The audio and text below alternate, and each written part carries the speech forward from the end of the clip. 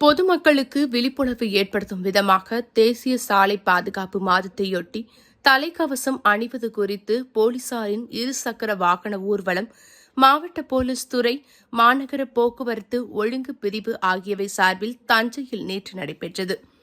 தஞ்சை புதிய பஸ் நிலையத்திலிருந்து தொடங்கிய இந்த ஊர்வலத்தை போலீஸ் சூப்பரண்ட் ராஜாராம் கொடியசைத்து தொடங்கி வைத்தார்.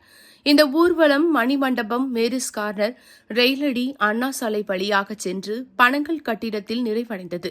ஊர்வலத்தின் போது டிரைவர்கள் விபத்தில்லா சாலை பயணம் மேற்கொள்வதுடன் அதிவேகமாக வாகனத்தை இயக்குவது மற்றும் மது போதையில் வாகனத்தை இயக்குவது உள்ளிட்டவற்றை முற்றிலும் தவிர்க்க வேண்டும்.